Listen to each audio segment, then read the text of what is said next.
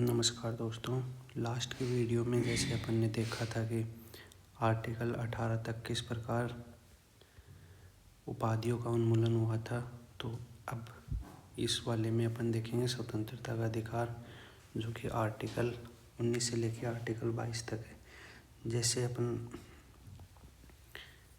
19 से लेकर 22 तक की बात करते हैं ना, तो इससे पहले मैं आपको ओवरव्यू दे देता हूँ।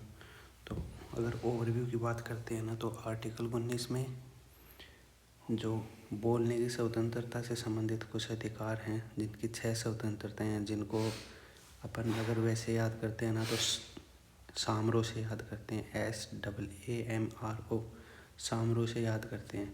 जिसमें आर्टिकल 19 फर्स्ट में एस मतलब स्पीच की, भाषण एवं अभिव्यक्ति की स्वतंत्रता हो गई, और ए मतलब एसोसिएशन, शांतिपूर्ण हथियार रहित सम्मेलन का अधिकार हो गया।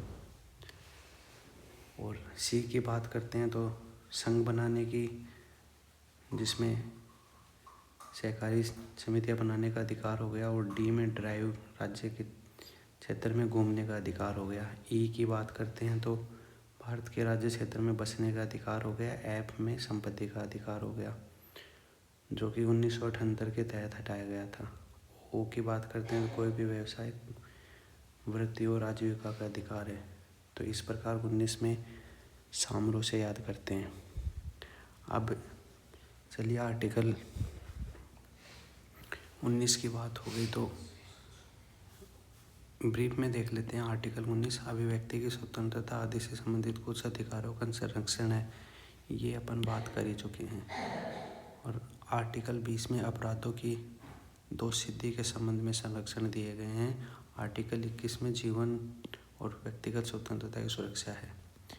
20 में अगर डिटेल में बात करें ना, तो कोई भी पूर्वव्यापी कानून नहीं है। किसी भी आपराधिक अपराध के लिए दंड सिद्ध होने के समय विद्यमान कानून के मतलब ये है कि जिस टाइम उसने अपराध किया था ना, तो उस चीज़ के लिए मान लो कि उसको 5 साल बाद सज़ा हुई है, तो उस टाइम जो सज़ा चल रही है ना, वो नहीं मिलेगी। जिस टाइम उसने क्राइम किया था ना, उस टाइम जो सज़ा चल रही है वही सज़ा उसको मिलेगी। तो ये आर्टिकल 20(1) में है। 20(2) में कोई दोहरी सज़ा नहीं। किसी भी व्यक्ति पर एक ही अपराध के लिए एक से अधिक बार मुकदमा नहीं चलाया जा सकता और उसे दंडित नहीं किया जाएगा। आर्टिकल 20 में तीसरे में ये कहता है कि कोई आत्मदोष नहीं। किसी भी अपराध के लिए आरोपी व्यक्ति को स्वयं के विरुद्ध गवाह बनाने के लिए बाध्य नहीं किया जा सकता। ये नहीं कि पुलिस उसको पीट पाट कर और उससे फोर्सफुली कोई इकबालनामा करवा ले, तो ये चीज़ नहीं है।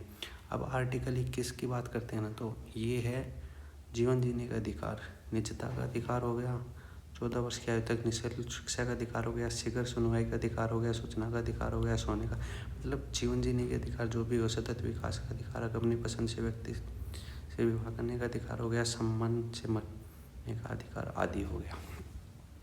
तो अपने आर्टिकल 21 तक क्लियर हो चुके हैं और आई होप आपको समझ में भी आ रहे होंगे। तो अब अपन ना आर्टिकल 21 के बारे में विस्तार से जानेंगे। तो आर्टिकल 21 में है ना जीवन और व्यक्तिगत स्वतंत्रता की सुरक्षा के बारे में। तो चलिए, ये तो अपने को पता चल गया कि जीवन और व्यक्तिगत स्वतंत्रता की सुरक्षा है ना, तो वो किस प्रकार से स्वतंत्रता के अधिकार में सबसे पहले जो महत्वपूर्ण अधिकार जीवन और व्यक्तिगत स्वतंत्रता का अधिकार है, और उसके बाद में कानून के तहत निर्धारित प्रक्रिया के अलावा किसी भी नागरिक को उसके जीवन से वंचित नहीं किया जा सकता। जो प्रसिद्ध मामले हैं ना इस मामले में, वो एक तो AK गोपालन मामला आ गया और मेनका गांधी मामला आ गया। मेनका गांधी वाले मामले में क्या था, विदेश जाना एक मौलिक अधिकार है। और आर्टिकल 21 में अगर डिटेल से बात करें ना, तो आर्टिकल 21 में राइट टू मेडिकल केयर हो गया, राइट टू फूड हो गया, right to livelihood, right to shelter, right to privacy, right to education और राइट टू हेल्दी एनवायरनमेंट। ये 7 प्रकार के जो राइट है ना आर्टिकल 21 के तहत हैं। और आर्टिकल 21(a) की अगर आप बात करते हैं ना, तो आर्टिकल 21(a) में प्रारंभिक शिक्षा का अधिकार है, जिसमें 6 से 14 वर्ष तक 86वें संविधान संशोधन 2002 द्वारा सम्मिलित किया गया है। किसको प्रारंभिक शिक्षा का अधिकार को। अब आर्टिकल 22 की बात करते हैं। तो कुछ मामलों में गिरफ्तारी और नज़रबंदी से संरक्षण आर्टिकल 22 प्रदान करता है। नज़रबंदी न्यायालय द्वारा परीक्षण और दोष सिद्धि के बिना अगर डिटेन किया जाता है ना, वो नज़रबंदी कहलाता है। दंडात्मक नज़रबंदी परीक्षण और दोष सिद्धि के बाद सजा। तो ये आर्टिकल 22 में है। आर्टिकल 20 में अपने डिटेल से बात की थी। आर्टिकल 21 में ये ए में क्या आ गया, आर्टिकल 20 के बाद आर्टिकल 21 आया था। अपन ने क्या पढ़ा था कि जीवन और व्यक्तिगत सुरक्षा। 21A में प्रारंभिक शिक्षा। 22 में हो गया कानून नज़रबंदी से संरक्षण। अब पढ़ेंगे आर्टिकल 23 से लेकर 24 जो कि आते हैं शोषण के विरुद्ध अधिकार। तो आर्टिकल 23 में अपन क्या बात करेंगे कि मानव तस्करी मतलब ह्यूमन ट्रैफिकिंग और बलात्कार श्रम पर प्रतिबंध लगाया गया। आर्टिकल 24 कारखानों और बच्चों को काम करने पर प्रतिषेध लगाया गया। तो ये शोषण के विरुद्ध अधिकार हो गए। अब अपन बात करेंगे धार्मिक स्वतंत्रता का अधिकार। तो धार्मिक स्वतंत्रता के अधिकार में है ना, जो आर्टिकल 25 कहता है वो कहता है कि विवेक की स्वतंत्रता है और धर्म का स्वतंत्र व्यवसाय, अभ्यास और प्रचार कर सकता है इंसान। अब आर्टिकल 25 के अंतर्गत क्या आता है, अंतरात्मा की स्वतंत्रता, भगवान या प्राणियों के साथ अपने रिश्ते को आकार देने का आंतरिक स्वतंत्रता किसके तहत है, आर्टिकल 25 के तहत है। धर्म अपनाने का अधिकार हो गया। धर्म किसी भी धार्मिक विश्वासों और आस्था को खुले तौर पर स्वतंत्र रूप से घोषित करने की स्वतंत्रता है, धर्म अपनाने का अधिकार। अभ्यास का अधिकार हो गया। धार्मिक पूजा अनुष्ठान और समारोह करने की स्वतंत्रता किसके तहत है, आर्टिकल 25 के तहत है। प्रचार का अधिकार हो गया। तो अपन ने डिटेल से पढ़ ली कि अंतरात्मा की स्वतंत्रता, धर्म अपनाने का अधिकार, अभ्यास का अधिकार और प्रचार करने का अधिकार आर्टिकल 25 के तहत आ गए। इसमें अंतःकरण की स्वतंत्रता, धर्म को अबाध्य रूप से मानने, ये सब अपन पढ़ चुके हैं। अब चलते हैं अगले आर्टिकल 26। तो आर्टिकल 26 के बारे में अपन पढ़ेंगे कि धार्मिक मामलों का प्रबंधन करने की स्वतंत्रता है। 25 में क्या था, 25 में था विवेक की स्वतंत्रता, अभ्यास और प्रचार। इसमें क्या है, प्रबंधन। जब अभ्यास कहाँ करेंगे, कुछ प्रबंध होगा तभी तो करेंगे। तो 25 के बाद 26 धार्मिक मामलों का प्रबंध करने की स्वतंत्रता। इसमें अपन क्या क्या देखते हैं, 26 में धार्मिक और धर्मार्थ उद्देश्यों के लिए संस्थाओं की स्थापना, रख रखाव करना, धार्मिक मामलों का प्रबंधन करना, चल और अचल संपत्ति का स्वामित्व और अधिग्रहण करना, संपत्ति का प्रशासन कानून के अनुसार करना। आर्टिकल 26 धर्म की सामूहिक स्वतंत्रता की गारंटी देता है। क्या देता है, धर्म की सामूहिक स्वतंत्रता की गारंटी देता है आर्टिकल 26। तो आर्टिकल 26 में अपन डिटेल से पढ़ चुके हैं।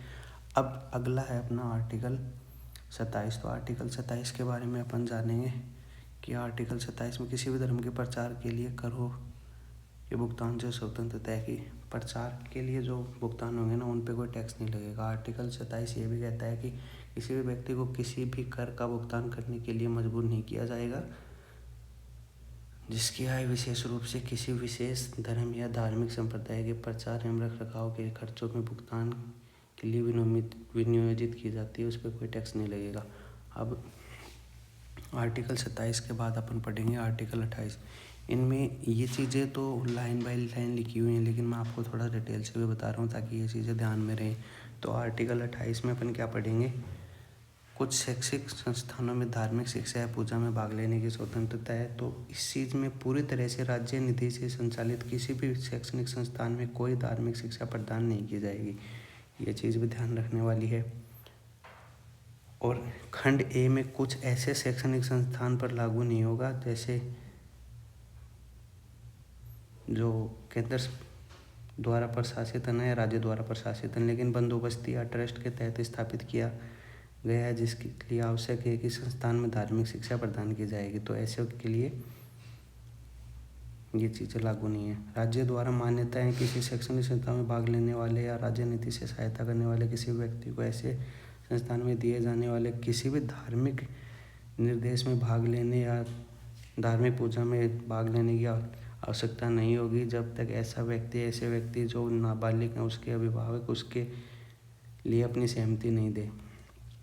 तो ये सब आर्टिकल 28 में था, ठीक है। तो अपना आर्टिकल 28 देख चुके हैं। इसके बाद सांस्कृतिक और शैक्षिक अधिकार जो आर्टिकल 29 से आर्टिकल 30 में है। तो आर्टिकल 29 अपने को क्या कहता है कि अल्पसंख्यकों की भाषा, लिपि, संस्कृति का संरक्षण, नागरिकों का कोई भी वर्ग। आर्टिकल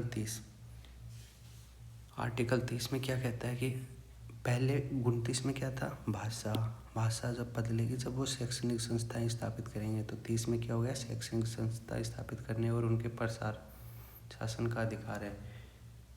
और यह केवल अल्पसंख्यकों की बात कर रहे हैं ना अपन, तो 29 और 30 रिलेट हो गया। 32 में क्या है, संवैधानिक उपचार का अधिकार है। ये इम्पोर्टेंट है, संविधान का हृदय कहा जाता है इसको।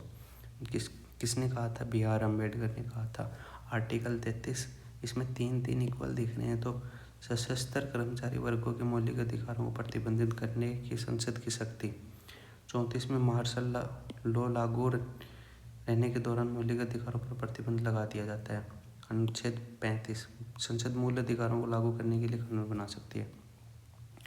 तो ये थोड़े इम्पोर्टेंट, 32 इम्पोर्टेंट है, 30 इम्पोर्टेंट है, 29 इम्पोर्टेंट है। बाकी थोड़े से क्वेश्चन आते हैं ना, तो उस टाइप से इतना इम्पोर्टेंट नहीं है। आर्टिकल 31, संपत्ति का अनिवार्य अधिग्रहण को निरस्त कर दिया गया और संपत्ति का अधिकार 301 को एक कानूनी अधिकार बना दिया गया। तो ये चीज़ें इसमें देख लेंगे। अब जो मौलिक अधिकार है ना, केवल नागरिकों के लिए उपलब्ध है, विदेशियों के लिए नहीं है। कौन कौन से हैं, अब जैसे याद रख लो, 15 के बाद 16 आता है, और 16 के बाद 2 हटा दो, 19, 15, 16, 19, 29, 30, 15, 16, 19, 29, 30, ऐसे याद रख लो। 15 और 16, 19, 29, 30, ऐसे याद रख लो। और नागरिकों और विदेशियों, शत्रु विदेशियों को छोड़कर दोनों के लिए अनुच्छेद 14, 20 से 28, ये दोनों के लिए। सर्वोच्च न्यायालय अनुच्छेद 32 और उच्च न्यायालय अनुच्छेद, तो सर्वोच्च न्यायालय तो 32 और हाई कोर्ट है ना, वो 226 के तहत रीट जारी कर सकता है। अब रीट अपन देखते हैं, तो रीट कितने प्रकार की होती है, रीट 5 प्रकार की होती हैं। कौन कौन सी होती हैं ये अपन देख लेते हैं।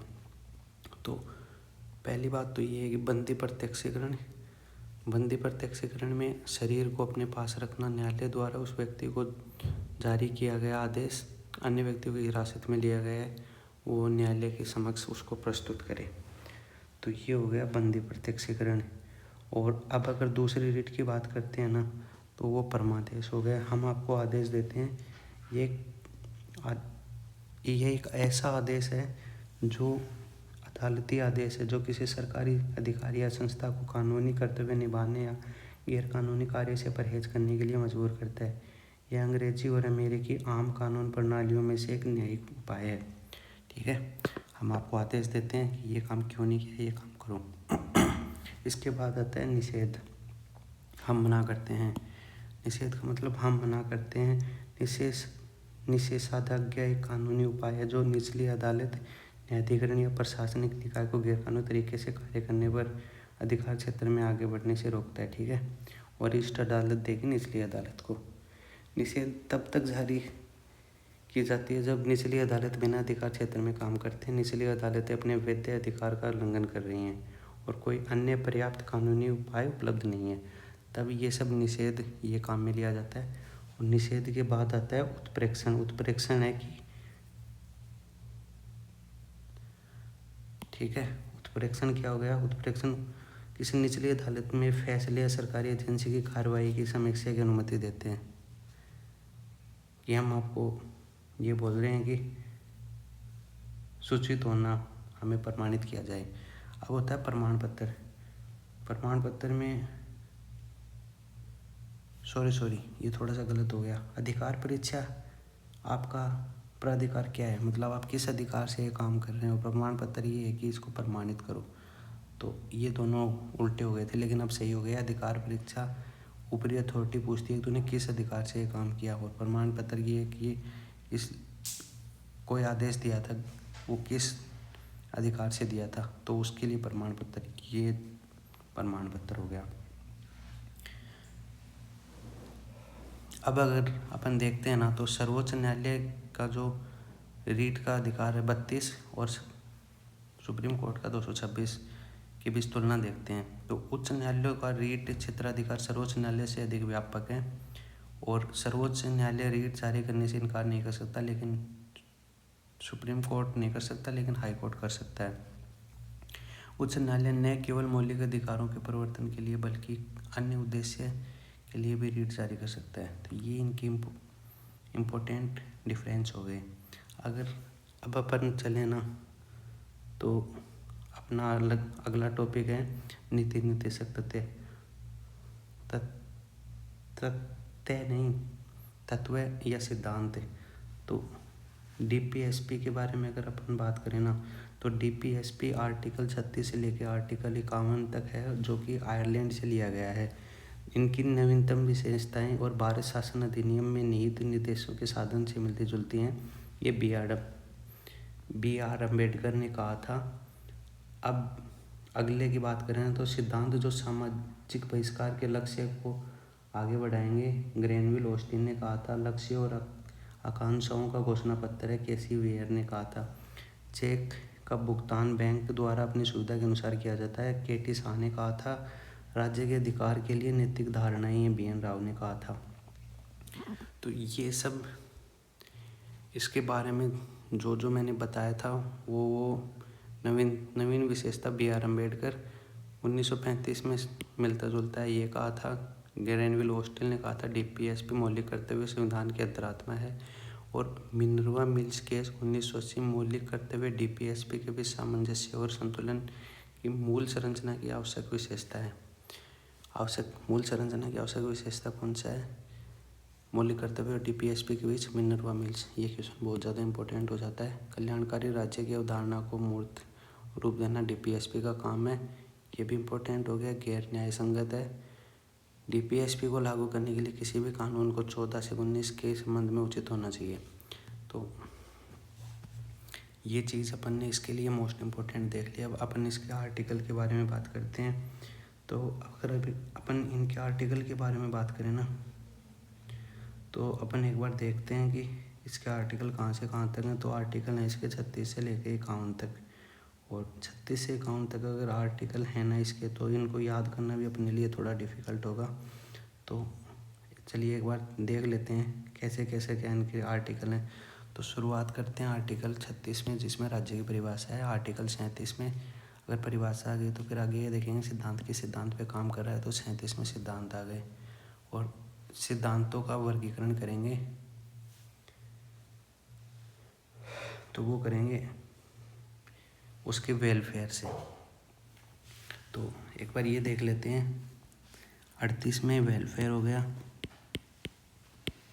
38 में वेलफेयर हो गया, और 39 में एलडीसी पीएचसी हो गया। ठीक है, एलडीसी पीएचसी हो गया। 39 ए में हो गया, ऐड हो गया, और 40 में पंचायत हो गया। इसमें दिया नहीं हुआ है, लेकिन 40 में पंचायत हो गया। 40 में पंचायत हो गया, और 41 में राइट टू वर्क हो गया।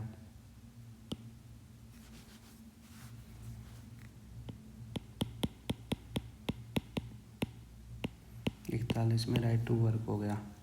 42 में बात करें तो जस्ट ह्यूमन कंडीशन हो गई, मानवीय कार्य दशा हो गई। और 43 में हो गया श्रमिकों के लिए निर्वाह जीवन मजदूरी सभ्य जीवन स्तर। 43 ए में हो गया उद्योगों के लिए भागीदारी, और 47 में हो गया पोषण स्तर, जीवन को ऊपर उठाना, सार्वजनिक स्वास्थ्य में सुधार करना। और 39 के बारे में अपन ने देखा था ना, एलडीसी पीएचसी, तो वो यही आ गए।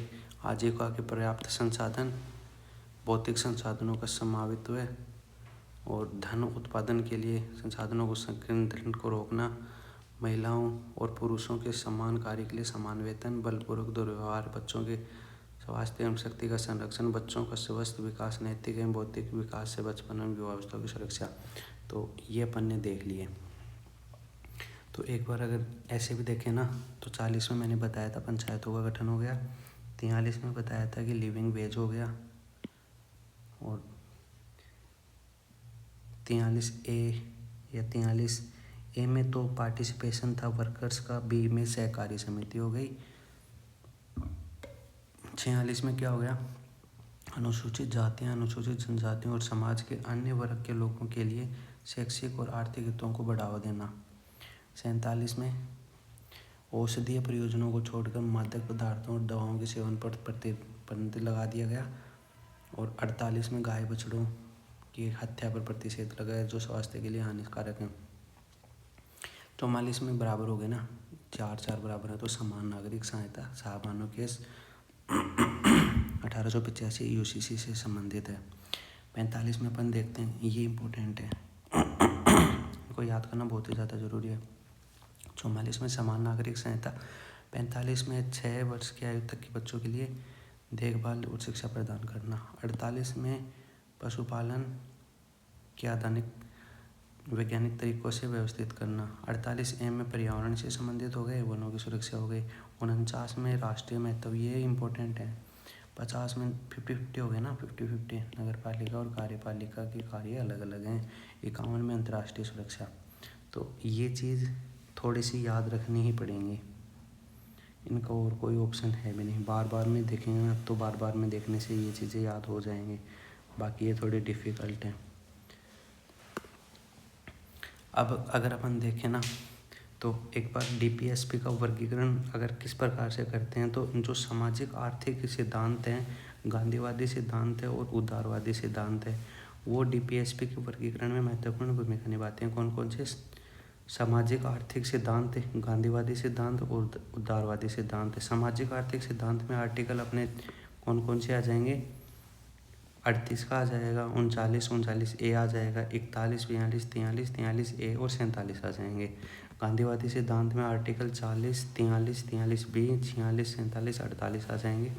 और उदारवादी सिद्धांतों में आ जाएंगे 44, 45, 48 ए, 49 और 50 आ जाएंगे। अब डीपीएसपी जिस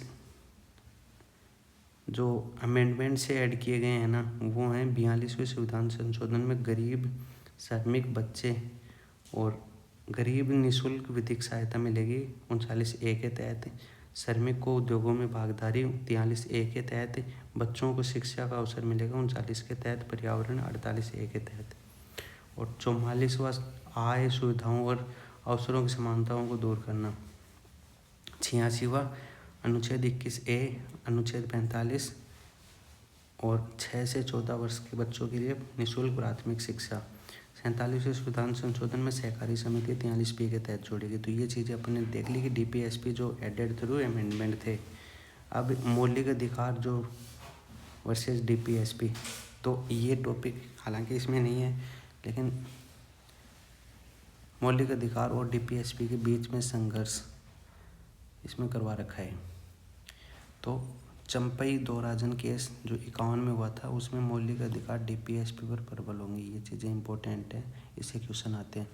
चंपई दोराजन केस जो 1951 में हुआ था ना, उसमें क्या था कि मौलिक अधिकार डीपीएसपी पर प्रबल होगा। गोलकनाथ केस 1967, संसद किसी भी मौलिक अधिकार को नहीं छीन सकती, ये गोलकनाथ में था। और केशवानंद भारती केस 1973, संसद मूल संविधान में संशोधन कर सकती है लेकिन मूल विशेषताओं से छेड़छाड़ नहीं कर सकती।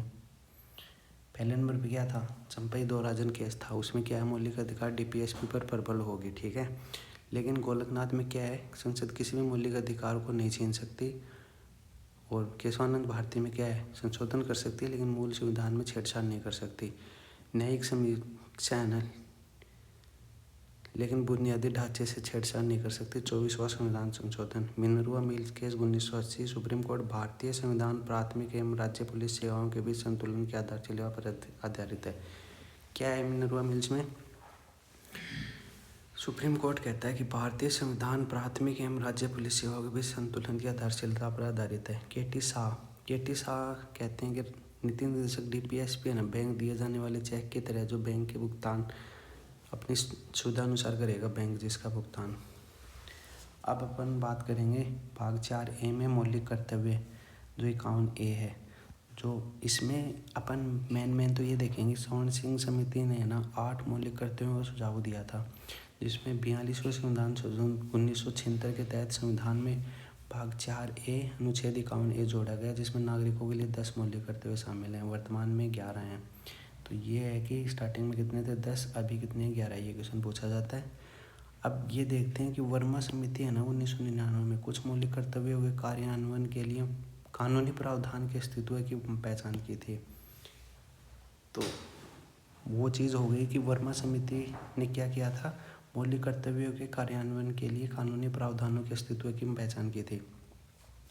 अब ये देखेंगे मौलिक कर्तव्य केवल नागरिकों तक ही सीमित नहीं है, बल्कि विदेशियों तक नहीं है। ठीक है, ओनली DPSP है ना, नागरिकों तक ही हैं, विदेशियों के लिए नहीं है। तो गैर न्याय संगत हैं 51A में 86वें संविधान संशोधन 2002 द्वारा जोड़ा गया। और राष्ट्रीय सम्मान अपमान निवारण 71 राष्ट्रीय ध्वज और प्रति अनादर को रोकता है। वही चीज़ है ना, DP मौलिक कर्तव्य हो गए तो अनादर कैसे ही होने देंगे। तो अब ये देख लेते हैं कि जो मौलिक कर्तव्य है ना है कौन कौन से, क्योंकि इसमें एग्जाम से क्वेश्चन आता है। तो शुरुआत करते हैं तो पहले से। पहला है कि संविधान का पालन करना, उसके आदर्शों, संस्थाओं, राष्ट्रीय ध्वज, राष्ट्रीय गान के तत्वों का आदर करना। स्वतंत्रता संग्राम को प्रेरित करने वाले महान को संजो कर रखना और पालन करना। भारत की संप्रभुता, एकता, अखंडता को बनाए रखना, रक्षा करना, देश की रक्षा करना और आह्वान किए जाने पर राष्ट्र की सेवा करना। ये क्या है, भारत के सभी लोगों के बीच धार्मिक, भाषाई, क्षेत्र, वर्गीय विविधताओं से ऊपर उठकर भाईचारे की भावना को बढ़ाना। हमारी मिश्रित संस्कृति की विरासत को महत्व देना। जी है झील, जी से झील याद रख लेंगे। वैज्ञानिक दृष्टिकोण, एच से साइंटिफिक याद रखते हैं ना, 8 दृष्टिकोण। आई से याद रखेंगे सार्वजनिक संपत्ति, जैसे व्यक्तिगत, के से माता पिता। तो 6 से 14 वर्ष की आयु के बच्चों की शिक्षा को प्रदान करना। ठीक है, भाग 5 में अपन देखेंगे अब संघ। संघ में आते हैं आर्टिकल 52 से 151। ये चीज़ थोड़ी इम्पोर्टेंट है, लेकिन एक बार ये दोबारा से देखते हैं ना तो याद हो जाएंगी। तो 1-2-3 बार देखना ही पड़ेगा इन चीज़ों को। ठीक है, भाग 5 में है संघ, जिसमें आर्टिकल 52 से लेकर 151 है। तो 52 से लेकर 151 तक तो है, लेकिन अपने को यही देखना है कि इन चीज़ों को याद कैसे करना है। तो राष्ट्रपति को याद करने के लिए अपने पास एक ट्रिक है, पकानी कोका द्वयोदशम। क्या ट्रिक है, पकानी कोका द्वयोदशम।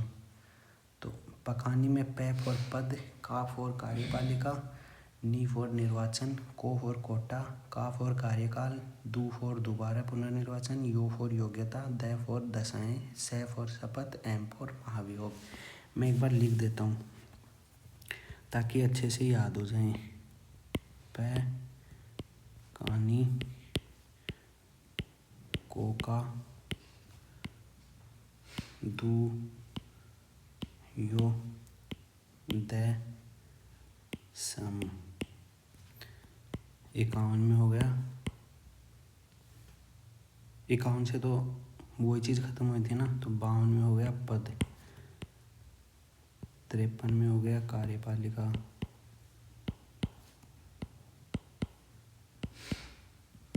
54 में निर्वाचन, कोटा 55,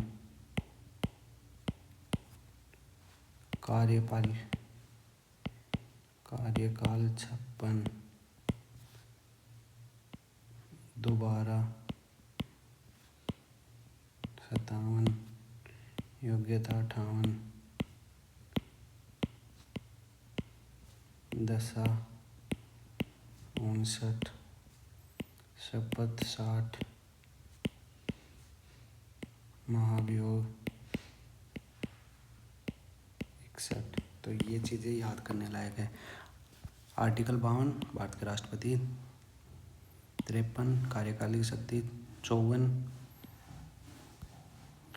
क्या हो गया, 54 निर्वाचन हो गया, 55 चुनाव का तरीका, चुनाव का तरीका, 56 में कार्यकाल, 57 में पुनः चुनाव, 58 में पद के लिए योग्यता, 59 में राष्ट्रपति की शर्तें, 60 में शपथ, 61 में महाभियोग, 62 में उनकी रिक्ति हो जाएगी तो चुनाव का समय, 71 में राष्ट्रपति के चुनाव से संबंधित मामले, 72 में राष्ट्रपति को क्षमा देने का अधिकार, 123 में अध्यादेश जारी करने का अधिकार।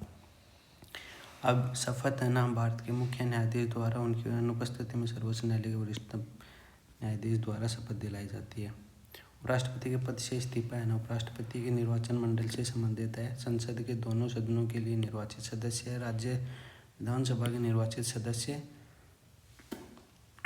और दिल्ली और पुडुचेरी केंद्र शासित प्रदेशों की विधानसभा के निर्वाचित सदस्य क्या करवाते हैं, उपराष्ट्रपति पद से इस्तीफा देते हैं। तो इस पे संबंधित है चुनाव का तरीका। राष्ट्रपति और उपराष्ट्रपति के चुनाव संबंधित विवादों की जांच केवल सुप्रीम कोर्ट द्वारा की जाएगी।